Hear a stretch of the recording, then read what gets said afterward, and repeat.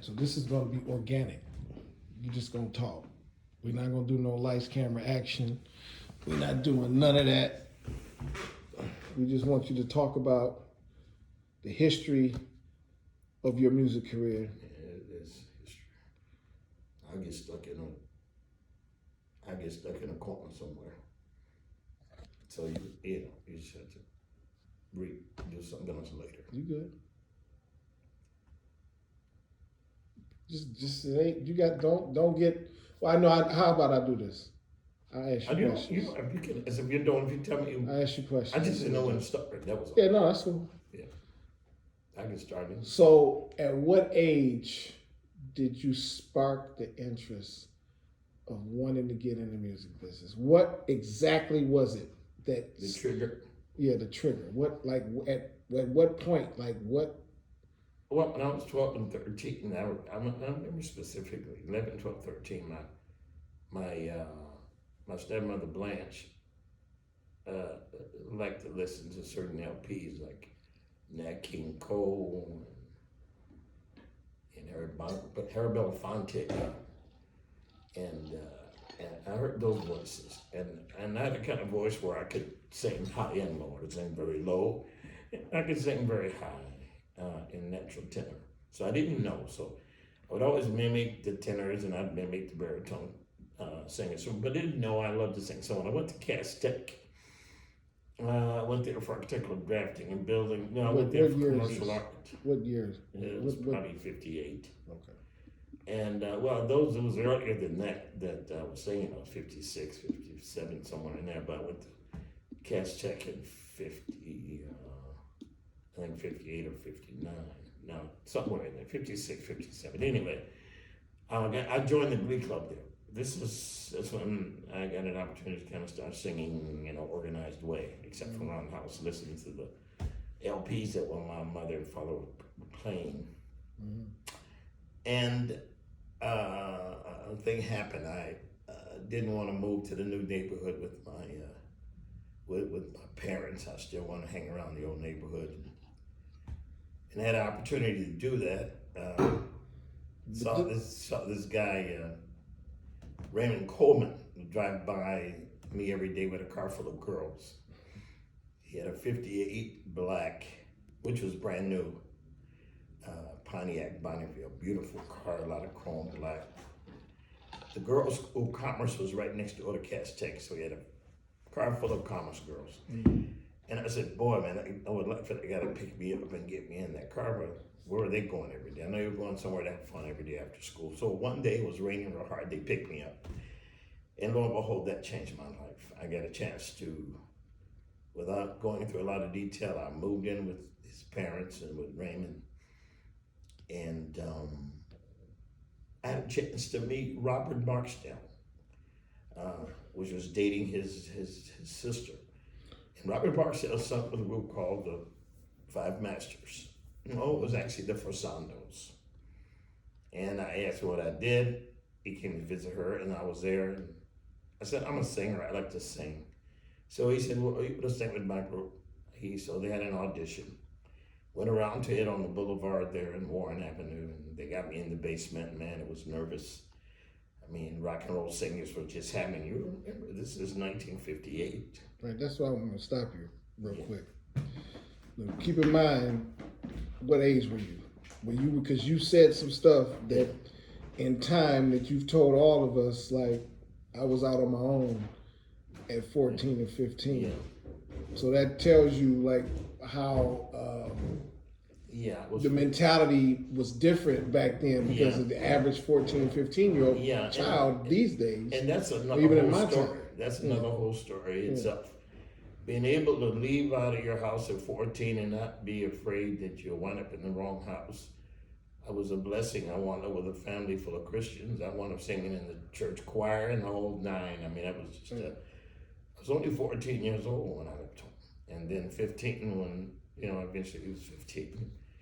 And at this point, at 15 years old, that's when I met Robert of the Forsandos. I was dating Raymond's sister, who was living in the house where I moved to. Mm-hmm. And where I was going to school from, in the whole nine. And I got in the group, they liked my singing. So before the year was out, we recorded a song for Bumblebee Records in 1958 called We Are Like One. You can Google it today, called We Are Like One by the Forsandos. That was our first record. Okay. Now you have to understand, this was before Motown started happening. You know, there was a lot of groups that wasn't even heard of then. Right. The Contours, the Dramatics hadn't even been born yet, probably. The Temps. So the Temptations Four hadn't been Tops, born yet. They were Diana probably Ross. born, but they were not singing. And the reason why I know, because David Ruffin and his brother Jimmy used to come watch us sing at the Broadway Sportsman Bar on Warren Avenue, just west of Livernois. They didn't have a group then. They come watch us. As a matter of fact, Jimmy Ruffin was one of my first songwriters. He wrote Jimmy Ruffin wrote, let's see, 3 of our first songs we recorded. It's all I go along between 58 and 62. So in 59, we had a problem. One of the guys in my group, Sonny, which is a brother, Robert, got drafted. So we decided to all go into the military so that we can go in and get out at the same time and continue our singing careers. Did they make it mandatory for you to go into the? Well, they did at that time, but you had to be drafted. I had not been drafted. He was a year older than me and Robert, his brother. We were about the same age, and so, but we volunteered to go in so that we could get out. They drafted him, so we said, hey, we can't have a group unless we go in and get out at the same time together. So Robert and I volunteered. We thought we'd go in on a buddy plan. They promised us that we could all sing together and be together, but that wasn't so. Sonny went to Korea, Robert went to Alaska, and I had 2.5 years in France. Verdun, France, rappel français. That was a beautiful thing for me, but it split up our group. But of course, no thing happened. On Sonny's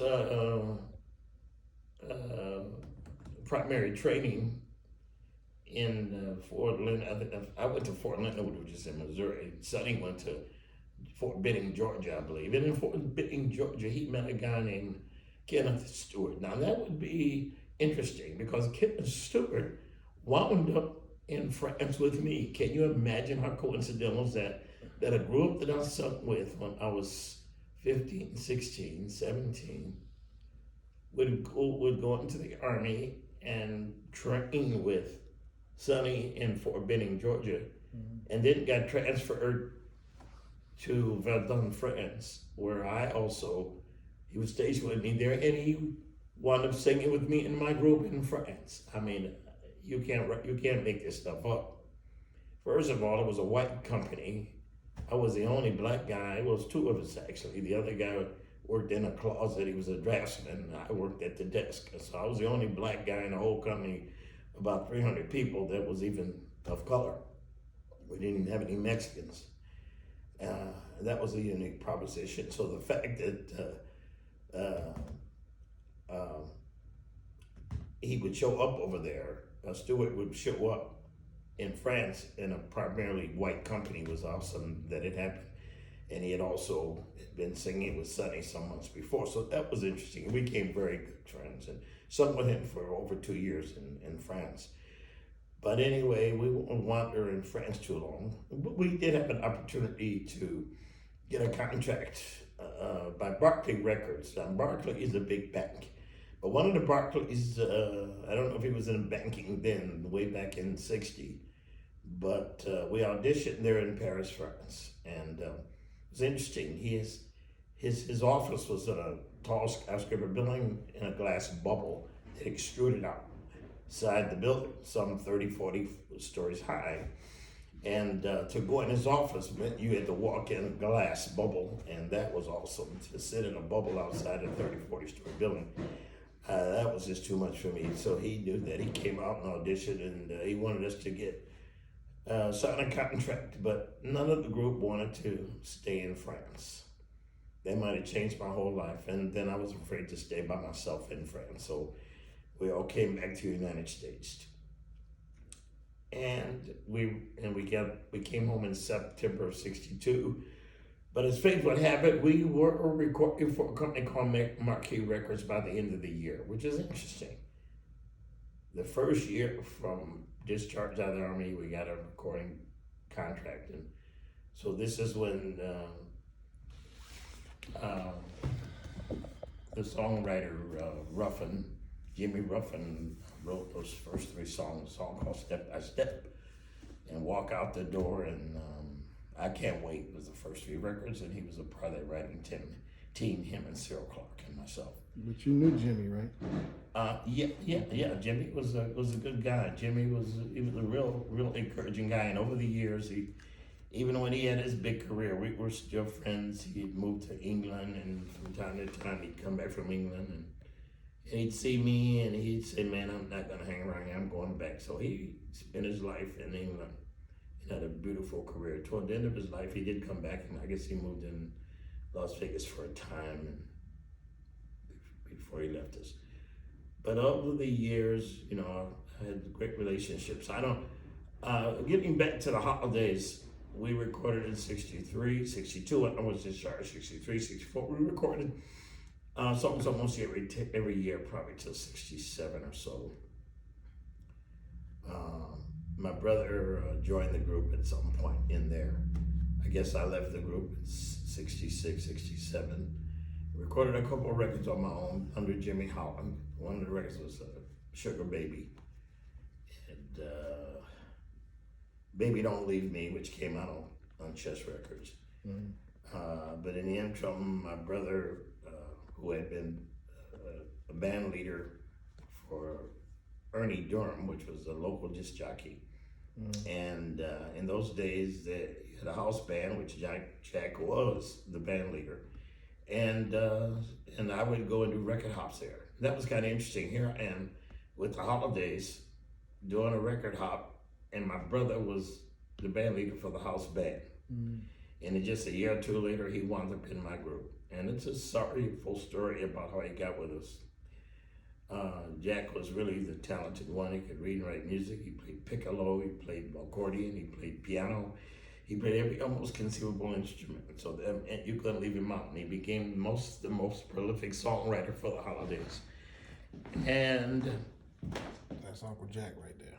I'm just showing the people this is who. And he wrote, like I said, a lot of the music, a lot of the songs. He played on almost everything we did. And he was also the choreographer of the group. He had unlimited talent. He could play, sing, it didn't matter. He was a comedian. When we did shows, he would do skits and wear wigs and capes, and he'd have the audience just rolling all over themselves. And he was just a natural, talented person. I was a dogmatic one, but he was the one that just could show up in any part. He was the kind of guy you could put him anywhere. If you wanted to sing, he could sing. If you wanted to play, he could play whatever. If you wanted to dance, he could dance. He could tell jokes, he could take over the scene. He walked in a room, everybody saw him. You could walk in with it, you could have a red suit on, he couldn't have no color suit on, and they would remember him, not you. That was just a natural gift, the charisma, and everybody loved Jack. I remember people would get invited to private parties. I remember when you had people like the fight game, and he'd get invited to a lot of private parties in the rich neighborhoods. For some reason, they all wanted Jack to be at the parties. It was always amazing. They would invite him. How he got on these lists, I don't know. But he would take me sometimes. But he'd always laugh and say, "Well, I can't take you everywhere because you may want to go back and stay." See, you can't get infested. These people invite you in. You can't live their lifestyle. You get to visit, enjoy, and leave. Don't go back. He said, because you got to live your life and be you and not be infested by anybody and what they do. And I won't throw any names around right now, but trust me, he went to everything that was going on. Jack was there. I remember one time, I'm just going to sing about this one story. We went down to an old Motown review party at the Fox Theater. So Jack had gotten down there earlier. I mean, everybody was there. Martha Reeves was there. The whole crew. The Temptations had broken up, but Eddie Kendricks was doing his own thing, and I think David too. And Contours was there. I mean, just everybody, pretty much all the shows. Everybody was on that show, but I think Diana Ross and probably Smokey, but everybody else was there. And I remember coming to the back door. And so the promoter was walking through backstage looking to see what was going on. He had a big 6'4", 6'5" bodyguard with him. And as security let me through the back door to come in to backstage, because my brother had told me to come through the back door. The promoter came and he said, "Who is that?" As if to say, security, who are you letting in the back door?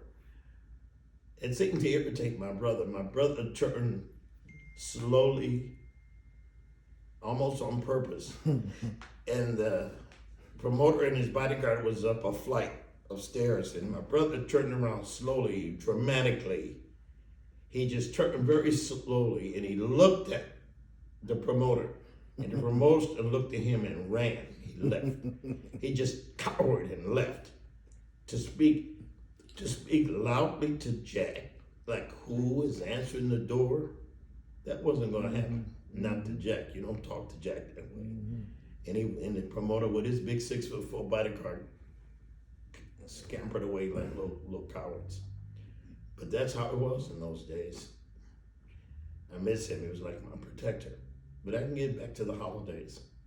In the meantime, we had those records out. We had great shows. And we had difficulty deciding what route to go. In other words, should we continue promoting and recording our own records, or should we get another recording contract? And I think we made the decision to record ourselves, and that may have been a fortuitous side of the end, because you really should get with a company that has all specialties. In other words, you've got a promotion team that can promote your records, and you got a production team. But I guess we decided to do it all. You know, we wrote our records, recorded them, we paid for them, we sold them, we collect money. I remember traveling to California, New York, and all over the country, dealing with record distributors and all of that hard work. So you guys were doing for self. Yeah. You came up, you back in the, what, 60s, 70s? Yeah, 60s? yeah, we had our own company. You had your own thing at that time. Yeah, at that time. As a matter of fact, the way people were bringing us music to put out. And we did a lot of hit records. I won't name drop right now, but a lot of records came to us that we didn't, that we could have put out. We didn't. I don't regret anything. We did what we did. We learned a lot. Tell the people. You got to tell the people. Ready for the World was brought to us. What's the group? Floaters. Those songs. As a matter of fact, the guys that eventually put the Floaters out was my horn player. Woody Wilson was my band leader. And that's how he actually wound up getting involved with them, because he was involved with me. I had the opportunity, but I didn't do it. But certainly, through me, he was able to meet, James of the Emeralds and those people that were putting the money behind him. And then Butterball was people didn't know, but Butterball Jr. was my partner. Butterball Jr. was one of the biggest disc jockeys in Detroit, as you all know. And nobody knew it, because it just was not good to know that he was backing up my group and my partner. And so therefore, if he would play our records, the public didn't need to know all that. And so, but because of Butterball, I owe my opportunity to learn how to cut records because of Butterball. Some people knew that, and so he would call up to places like Silver Disc and say, "Hey, let Jim and Jack cut records," and the reciprocation was that he would play their records if they let me cut in their studio. So I had a lot of great support along the way, a lot of people behind me, and the group The Holidays. So Behind the Holidays is more than what meets the eye. Most people just thought it was me and my brother, but there was a whole panoply of people that was behind us and that would work with us. What about? Tell us about how The Holidays, the relationships that you guys built, and tell us about how you would inspire other groups. And that, that's the most rewarding. And name drop. Well, that's the most rewarding thing to me. I remember I'd quit singing for a while, and my brother and I got into the limousine business. And I got a contract to go pick up Ray Parker Jr. at the airport. And so I go out to pick Ray up at the airport. So I see him. He's with a beautiful girl. I grabbed for his suitcase, and he wouldn't let me have it. He was wondering why I was grabbing for his case. I said, I'm with the limousine service to come to pick you up. Mm-hmm.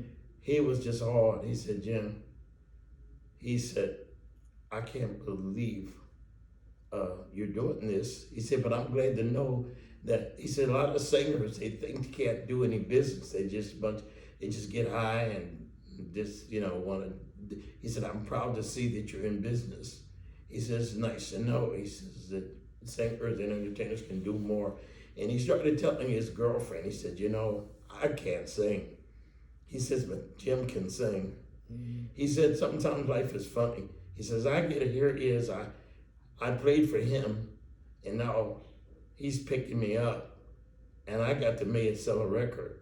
But he says, I know I sing sharp and flat. He says, I can't sing near as good as Jim can in the holidays, but I get the hit record. He said, how funny life is that way. Wasn't he like a backup singer or drummer? Well, he was a guitar player. Ray was a guitar player. He's a very good player. As a matter of fact, I noticed him on sessions. I cut a song called Ego Tripping, and his brother Opelton was playing trombone on the session. Mm-hmm. I was doing it at the Holland studio. And he just came to the session because, he had played. I can tell you before I get to that part, on the way home, he gets to the house in Southfield. I take him to his mother's house. And he gets in, and the first thing I do is say, well, ask his mother, how's old Pelton? Mm-hmm. And he comes in the room and he said, I'm so tired of you talking about old Pelton. He said, I played for you first. He said, I was your guitar player. You never asked about me. He said, every time I see you, want to know how's old Pelton doing. He said, but remember, I played for you first. So it was kind of funny that he was kidding with me about asking about old Pelton, but I knew him first, and that's true. When Ray played for me first, he was probably 13 or 14 years old. Very talented. And now here he is. When he came to the session that I just used him on, he had just gotten in from a trip from Japan. He was playing for Stevie Wonder. So now here he is. He's just back from a date in Japan with Stevie. And he comes and spends his leave time hanging out at the recording session with me in the holidays. And I appreciate that because my drummer was playing 16ths and I wore him out. I know I should have overdubbed the 16ths, but I wore him out so he could not play the drums. So when you hear the drums today, Ego Tripping, that is Ray Parker Jr. on drums because he had to sit in and play the drums that day. But I didn't do I overdubbed the 16ths, so he didn't have to play those quick beats that wear most drummers out. And in those days, we didn't do a lot of drum machines. It was all natural. We wanted that natural funk of the drums. And that big sound. Yeah, the big sound. Right. And so that's Ray on it. Everybody talk about the Philadelphia sound, but that Philadelphia sound is the Detroit sound. Yeah, but to me, it was a great sound, but it was a little cleaner. Yeah. To me, Detroit's sound was funkier, more earthier, and it just run through your body when you hear the bass drum and the hi-hats and all that. It just went through you. But anyway, that's kind of interesting. I don't know why I got in that particular line, but we were talking about what the groups that inspired, like. Oh yeah. I remember, you were talking about Temps and the. Oh yeah, a lot of people. Dramatics and all of them. You got to get into that. Oh yeah. A lot of people know we started because we was one of the first groups. We started a lot of stuff. For instance, like the Contours. They when we went to the Army, they had Joe Billingsley was a good friend of mine who still in charge of the lead guy in the Contours. I mean, he's the manager, singing guy. But then another guy called Billy Gordon. And he would come to, who sung Do You Love Me? He's the lead voice on Do You Love Me of the Contours. He would always come to our rehearsals. And we would rehearse a song, original song called "Move, Mr. Man." So when we went into the army, I guess Billy Gordon said, "Well, there's no use to waste a song like that." So he taught that song to the Contours, and they went to Berry Gordy and they recorded and they auditioned "Move, Mr. Man," and that's how they got a contract. So I think we inspired them to get that contract through that song. It was a great song. I can't remember which one of our group wrote that. But Joe Bonagine knows today that it was us that wrote that song, it was our song. And that kind of got their career going. And they put that on the flip side of "Do You Love Me," which was the big song for the Contours, and still its biggest song over all those years. But if you flip it over, that's the holiday song, "Move, Mr. Man." And certainly there's been so many opportunities, and gave a lot of arrangers a break. Del Warren, people that got a chance to, and his next thing was Hot Buttered Soul album with Isaac Hayes, but no one probably knew that he was really good at that until he cut some things for me in 64, 65. He worked for us at our studio and had a record store, and even back in those days. And so we were heart and soul of the music. There's not much went on in Detroit that I wasn't somehow remotely involved in and knew about. I could just keep naming them. So you were selling your own records. We were selling. We even Had rented your own record store. We even rented radio stations to broadcast mobile from our store. Wow. Some of your biggest names would broadcast from my store, and were friends of mine. Bill Williams, go on and on and on. Again, Butterball, and all those guys back in the day. We were my brother and I were in the heart and middle of the soul. I remember going to audition for, everyone knows him, and that's Berry Gordy. I went to audition for Berry in probably 58. Went there, he didn't really have much. He was recording Smokey that day. And I remember the band, the Funk Brothers, was in the dining room. He had taken his front room and made a recording studio out of it. And so the machines were in the front room, and the vocal room was the bathroom. So that's where Smokey was recording, the acoustics. And we said, we said, Gordy, you're not going anywhere. So we got the heck out of there. This guy looked like he was not going to be successful. So we left and we went to Chicago. And we went to Chess Records. Mm-hmm. And it was interesting that day. I went to Chess Records. So let's back up. So did Barry want to sign y'all? Yeah, he did, but we didn't want to get stuck there. You were singing in the back. I said, man, this guy, man. He's singing in the bathroom. He doesn't have any money. So that was what he's taking, so we left. So did you make a mistake? No. I'll never admit it. Okay. It's kind of interesting. So we get back, and so let's jump forward from 58 to 62. So 62, we got a little record out. We recorded in Chicago. So now we're big timers. We out of state guys come in Detroit for a record out. So we send but by now Gordy has got some records out. He's looking pretty good. Contours are happening. Mm-hmm.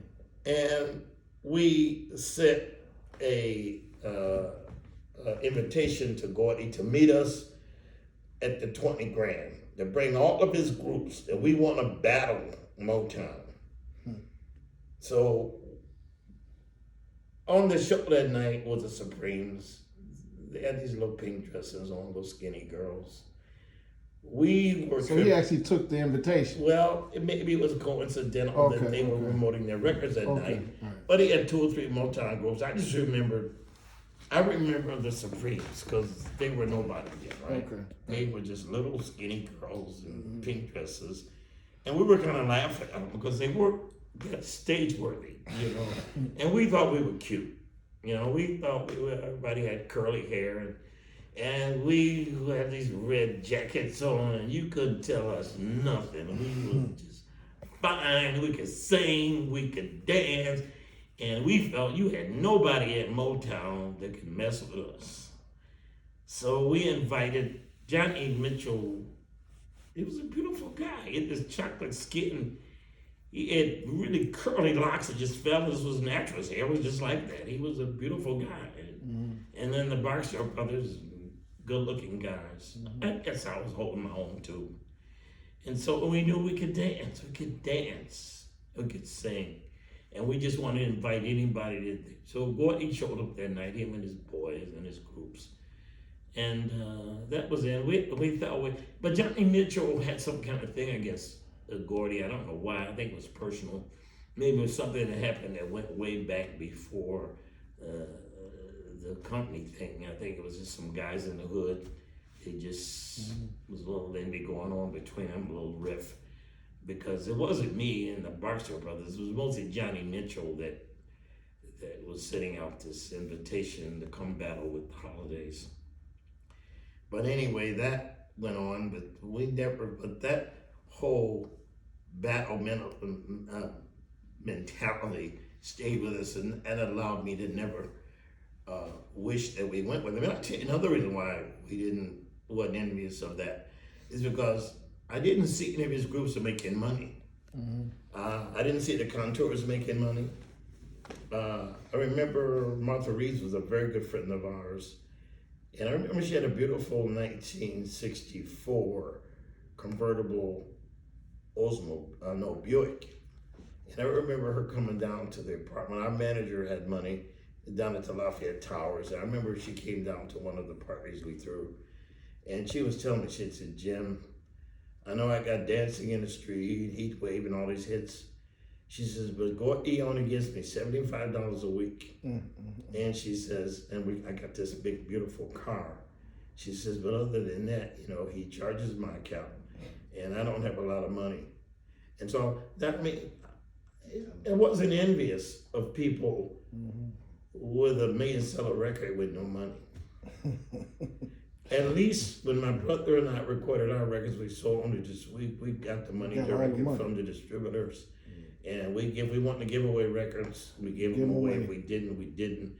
The promoter paid us, we got our money. I sold 20,000 records, I got my money. You sold 2 million, so I probably got more out of my 20,000 records than Martha got for her 2 million records. Right to this day. And that's just the way it was back then. I really didn't know a lot. There were a few people seemed to make money. Smokey seemed to be making money. The Supreme seemed to be making money. But a lot of the groups did not seem to be making money because I knew most of them. I was friends with them. I grew up with them. We walked the streets together. We practiced together. I know what they were making. And then he's seeking to take care of the producers. And this is not a tape against Motown. I'm just asking the reason why I never regretted not going to Motown. That's the only question I'm answering. But I don't feel the same way today. I believe because of Motown, we have a lot of history in music. A lot of things happen in the music business. I think over the years, it's sort of people that didn't get paid back then have finally gotten caught up. I know the Contours still tour, they still make money, and they still make money for something that was done 40, 50 years, 60 years ago. So from that standpoint, as you look over the lapse of time, they didn't get the money back then, but a lot of the groups still got money over time who continued to work on the name that was built for them. Matter of fact, my brother-in-law told me this one time. Eddie was smart. He didn't know about music, but he knew about life. He told me, he said, Bub, you know too much about the business. He said, what you need to do is let somebody record you, get popular, let them make money off you, and then at some point you'll start making money. He said the way the music business seems to work, they have to make money off of you first and build the name and a career, and then going forward, if you can last through all that, then you can make your money later. Now, he told me that 50 years ago. It was amazing how fortuitous, how he knew the future, and he was not even in the record business, but Eddie was that kind of a logical thinker. And so a lot of people that didn't make money back then, as I'm sounding repetitive, now they'll make money now for something they didn't. Even myself, some of the Some of the royalties that I get even today are music that I recorded 30 years ago. So that just seems the way it is. You know. And now instead of my music being pop music, it's being a nostalgia music now. Yeah. And people buy it for memories. So you were about to touch on Chicago and Chess Records, right? Yeah, we just auditioned at Chess. And then We didn't get a deal there at that time. But I ran into Jackie Wilson. That was one of the reasons why I brought it up. Jackie Wilson had recorded for Barry, but Barry, I think Jackie may have been one of the deals that Gordy cut early on, probably raised money for his company. Because Jackie wound up with Chess. And I remember being in that day, Jackie came in, he had glasses on. When I walked in, his producer was listening to his album they just finished. They was listening. You know, a lot of times they wanted to test the lacquer to see if it's clear enough in the frying. And we just happened to keep listening to it while we were sitting there. And then Jackie came in, and we were from Detroit. Jackie's from Detroit. We got a chance to kind of just chat for a while, and that was just interesting. I thought that was the only reason why I brought up Chess. But we didn't go back to Chess at that time. Later on, I did wind up recording for Chess, but that was under Jimmy Holland by myself. No, I'm sorry. No, we never did get a contract. That was Mercury we wound up with. But anyway, that's another story. when you was in Chicago, though, Yeah. was that the time you were recording in Curtis Mayfield? Didn't and then No, that number was two, later. That was later on in years. right? But then who made? Okay, so I'm moving ahead too Yeah, far. yeah. Okay, all right.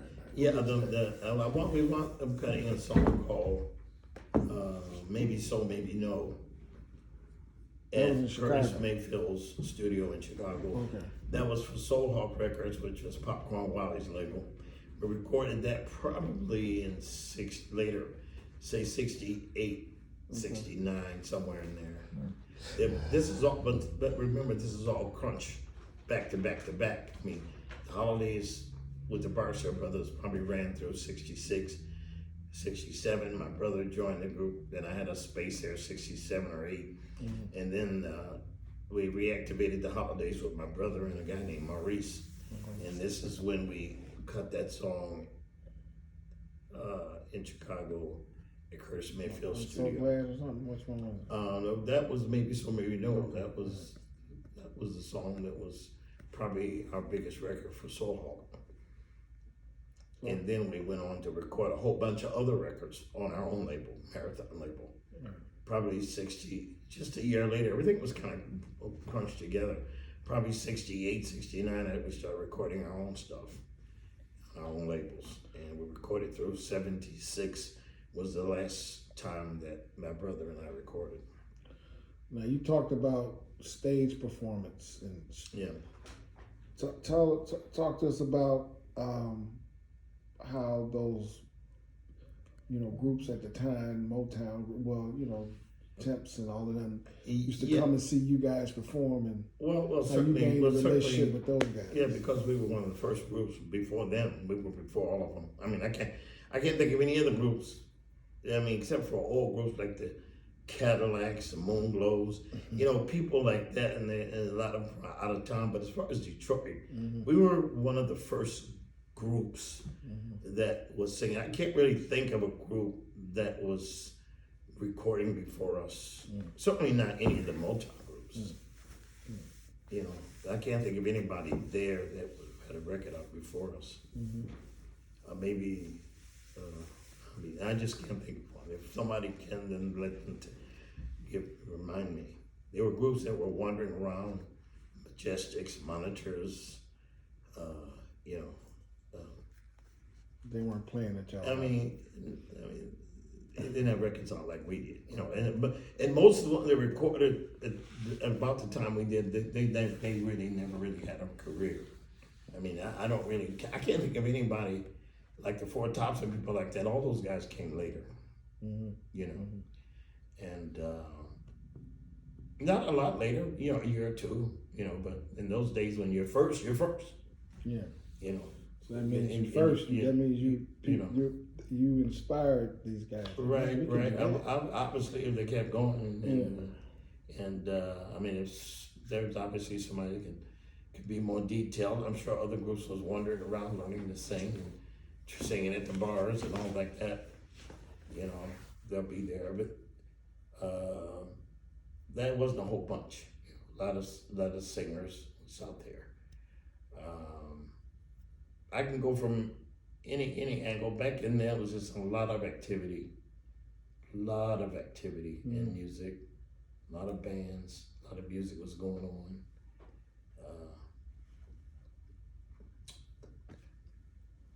I'm trying to recall. What I could do is I'm checking of other labels that was there. You had a lot of. I don't want to try to start thinking about all the groups because back in those days, there was just so many companies and so many people were busy. A lot of records out, and a lot of them did not have staying power. A lot of them came and went, you know. So it's hard to remember them all. Yeah. But there was a lot of music in Detroit. It was hot, and you're right. I've had people come up to me and I'll just share this one story. I was over this studio called Sound Suite Recording Studio. It's Mike Grace. By Mike Grace's studio, and I was at this point. I'm doing accounting, and me and Mike we're in a business. We're trying to get some stuff. So I'm in his office. So he had a guy working there with him, and he knows one of the dramatics. I guess he knows all of the dramatics. And what's the one with the high voice? Just sing with the dramatics. I know him as well as I know myself. But anyway, I'm in the office. He comes back with him, and he tells the dramatic. He says, "This is Jim Holland. He sung with a group called the Holidays." And he looks at me and he tells Horace, he says, Jimmy Holland? He says he started all of this. I mean, how are you going to introduce Me. Jimmy Holland? You can't introduce Jimmy Holland. Jimmy Holland started all. That's what he said. That was his first. He said Jimmy started all of this. And the reason what he was singing and Horace would never know what he meant because he was going back years ago at the start of his group. His group wound up getting the holiday songs. Devil is Dope, In the Rain, all those songs were written by Tony Hester. So you had In the Rain, yeah. You want to go outside? Yeah, That was y'all's song. Yeah, I got rehearsal tapes with Devil is Dope. And Tony Hester wrote those for us. But he fell out with Popcorn Wally and he took his songs and went over to Don Davis. After Popcorn was you was with Popcorn. Right? Yeah, I was with Popcorn, and so he formed. The dramatics and dramatic fans may not want to hear this, but Tony took our style and gave it to the dramatics. We had a guy with the high voice, Maurice. and then the hard sounding rough voice was my voice. And we sung those songs that way. And so we don't, as a matter of fact, if you check all of our records, we always have a high part and a low part. And that's how we sung. That was our style. But Tony took it over to dramatics. And so that's history. But a lot of people know that. Obviously, he knew it. But that's what he meant when he said the holidays started all this. But I don't care if you don't know. God knows. And I know, and the people back there that knows. And Tony Hester really tried to get me to come over with Don Davis, but I couldn't go with him either because I'll tell you a story. Tony Hester was Barry Cody's nephew, but he wouldn't give him a chance to do any arrangements at Motown. So I let him do arrangements for me. Tony Hester, not Tony Hester, but Don Davis knew that Dale Warren was a good arranger. So he would come over to my shop which is called the Holiday Record Store on Webb in Livernois. And he would use my studio back room to work with Dale on his songs. I never charged him a penny. Lo and behold, Dale did a lot of work for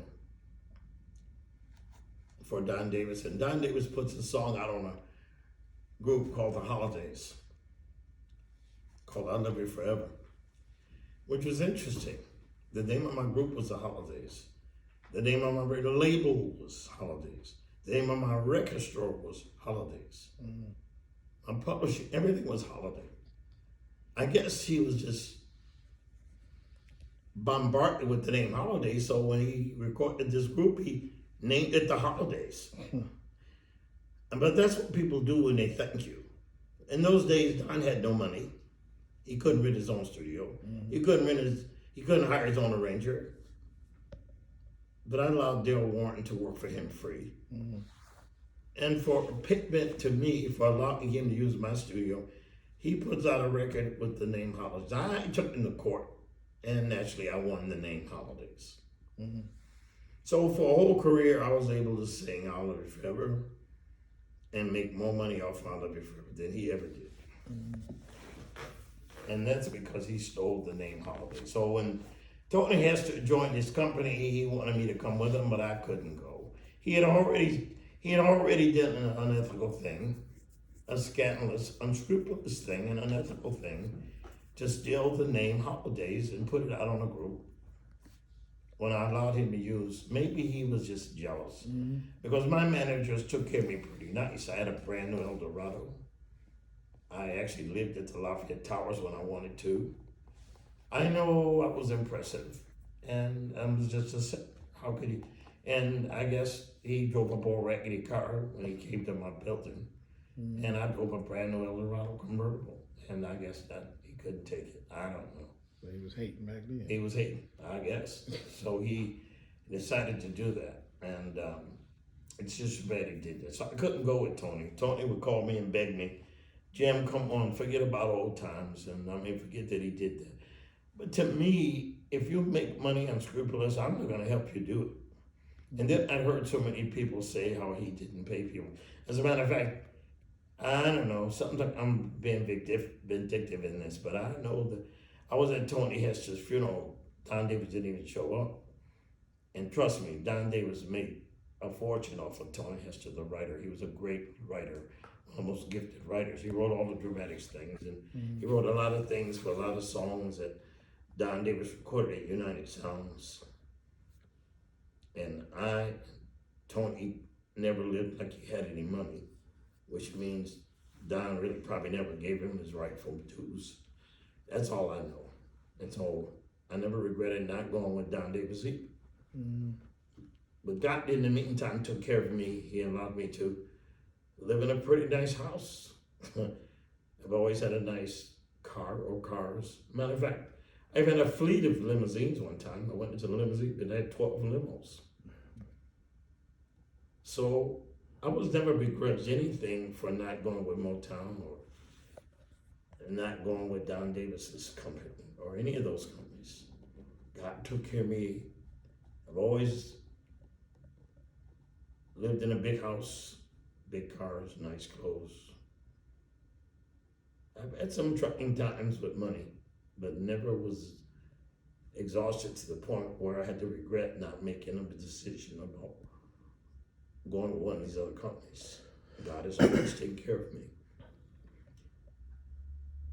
So I don't think I regret anything. I have no reason to regret. I certainly, and as I look around all my friends, all my musician friends, entertainer friends, I really don't see anyone I envy. Because I usually know the full of their lives. I know not just the money they made, but I know about their cousins and their friends and their relatives and their life and the things that they had to deal with other than money. Money is just not at all. It's just it's the happiness and peace of mind. I never had to lay down at night wondering about who's gonna come get me because I cheated them, because I took their money.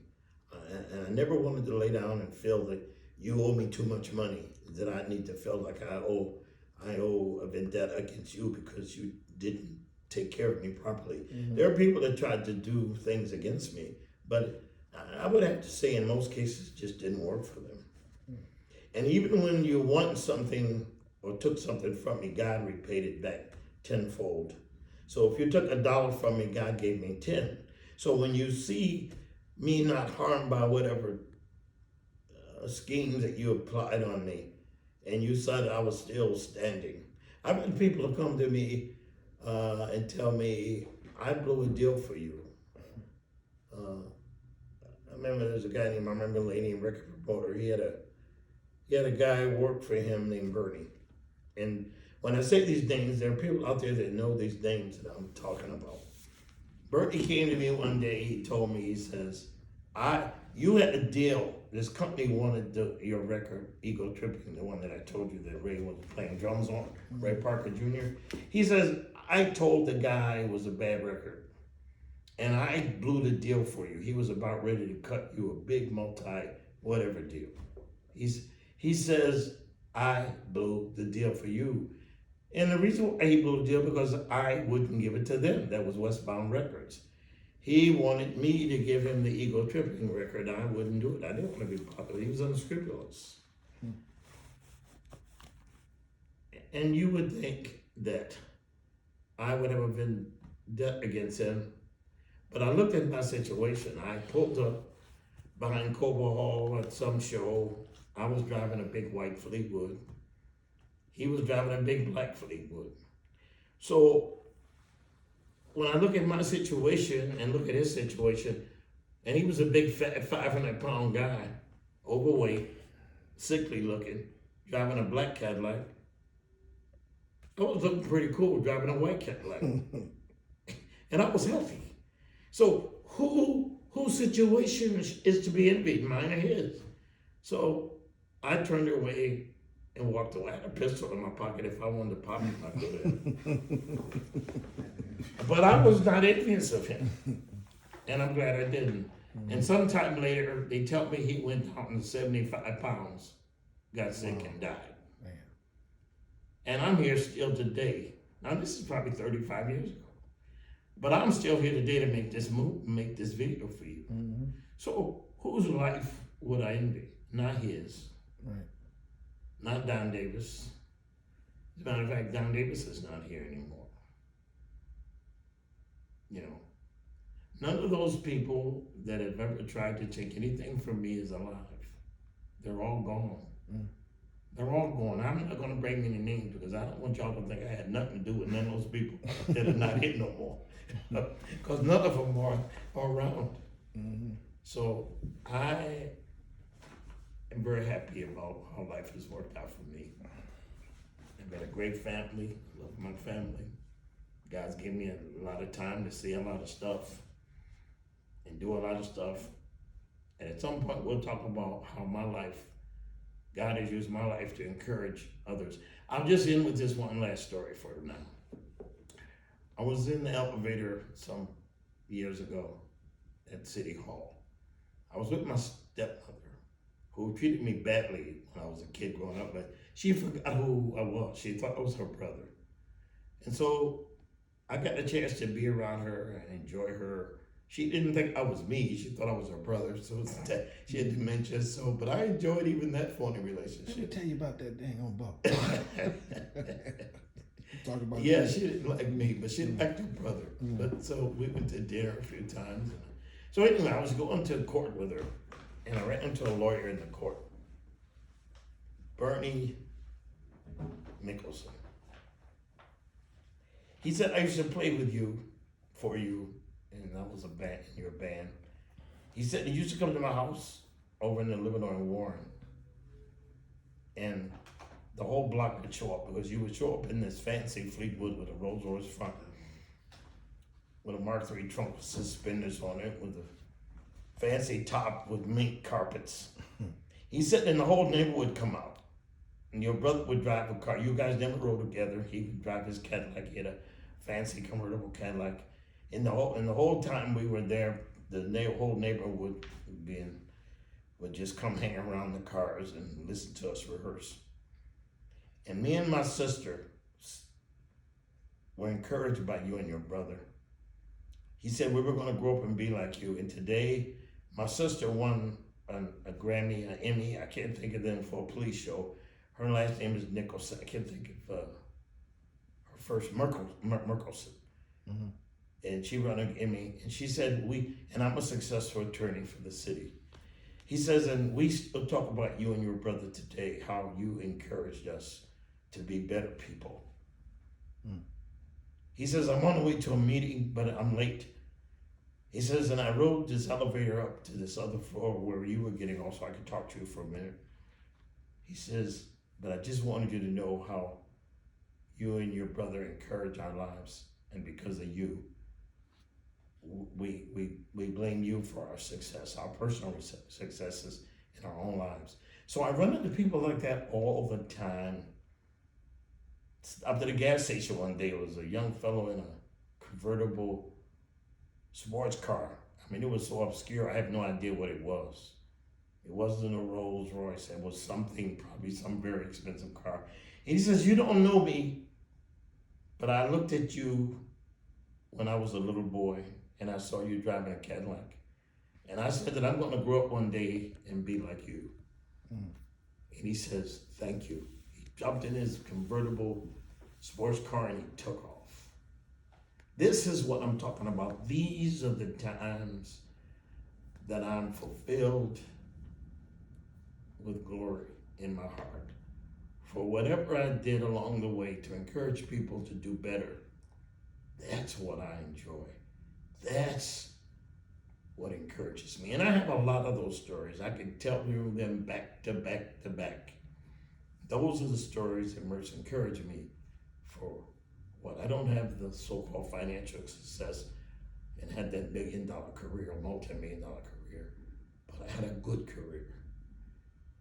And a lot of people were encouraged by what I did and my brother did and what Maurice did and what the Barksdale brothers did even before me. And because Robert Barksdale wanted me to join his group, I'm a singer. And even I'm an accountant today because of Robert. Robert came by my house sometime when we had a quiet period in our music career. I said, what you doing, Robert? Robert said, well, I'm in college. I'm taking accounting with my GI Bill. And because of him, I said, well, I think I'll do the same thing. And because of Robert, I'm a singer. Because of Robert, I'm an accountant. He didn't finish it, but I did finish. I'm an accountant and had a career. Did a lot of important things in accounting that I can't even explain here. You would not believe the career I've had in accounting. Not at a local industrial level, but at a governmental level. Mm-hmm. I've done things that bind countries together in accounting, not just a market where people will come and knock on my door, but I'm talking countries. Financial institutions, banking and insurance, and regulatory agencies. I've trained countries. I spent 2 years in the Virgin Islands training and involved in British Virgin Islands in the middle of the Caribbean Ocean, related with them, and in Saskatchewan and places you've not heard of, probably. Not just Toronto, but Winnipeg, Canada.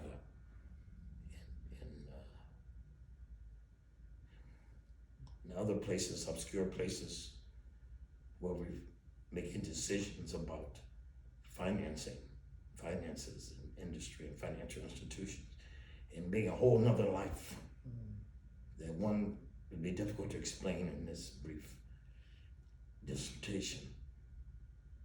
And some connections have been made, and some industries changed through how God has used me.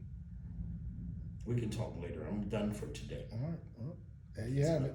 This is part 1. We're going to be back next week with part 2.